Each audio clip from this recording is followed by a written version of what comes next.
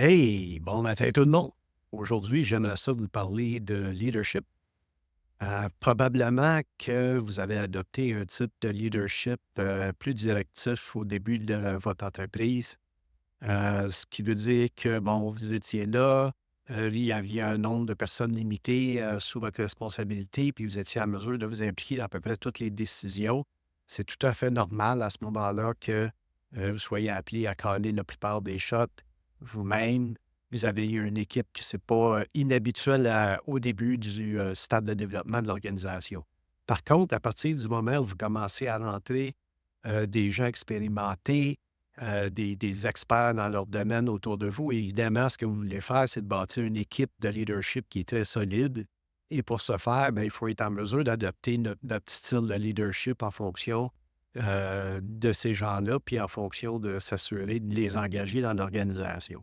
Donc, un des éléments importants, c'est euh, surtout au début, quand vous mettez cette équipe ensemble, vous pouvez avoir un style qui est plus participatif où les individus sont appelés à s'exprimer, à exprimer leur opinion. C'est tout à fait normal à ce moment-là qu'au début, on veut générer cette dynamique d'équipe-là.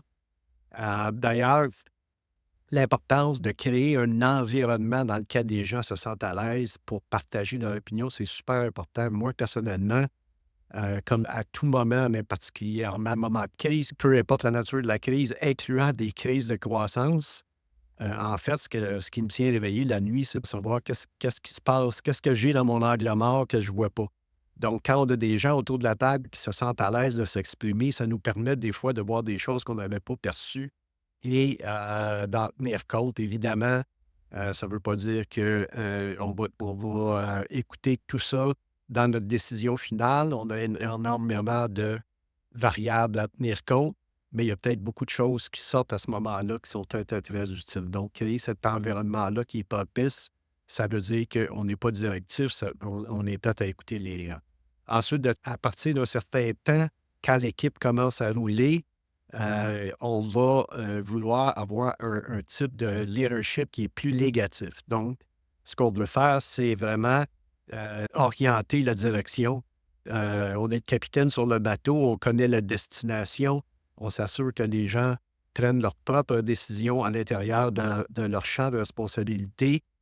C'est important de les laisser prendre des décisions au niveau tactique. On peut passer d'un style leadership à l'autre en fonction de notre capacité de s'adapter à la situation dans laquelle l'entreprise se retrouve à tout moment. Par exemple, en situation de crise, on peut être dans un mode très consultatif, très participatif et soudainement revenir dans un mode directif parce qu'il y a une situation d'urgence et on a besoin de mettre les mains sur le volant, reprendre le contrôle. Ce qui est important, c'est d'informer notre équipe que c'est temporaire parce que c'est pas nécessairement motivant dans ce type de contexte de leadership. Mais des fois, c'est nécessaire. Donc, c'est important de partager avec notre équipe et de ne pas rester dans ce mode-là trop longtemps parce qu'évidemment, ça a un effet un petit peu vicieux. Si on fait ça trop longtemps, à un moment donné, nos collègues perdent confiance un petit peu, ne veulent pas travailler pour rien, c'est-à-dire prendre des initiatives, puis revenir au CEO pour se faire dire non, c'est pas ça que je veux ou c'est pas comme ça qu'on le fait. L'impact que ça a à moyen terme, c'est que les gens vont se déresponsabiliser. Ils ne prendront plus aucune initiative et ils vont s'en remettre tout le temps au CEO pour prendre la décision finale. C'est l'impact complètement opposé à ce qu'on a besoin dans un contexte de forte croissance. Et comme je le disais, c'est important de ne pas rester là trop longtemps. Euh, merci pour aujourd'hui. C'est ce que j'avais le goût de partager avec vous. Je vous invite à nous faire part de vos commentaires. Ça, c'est intéressant de vous entendre sur votre expérience à ce niveau-là.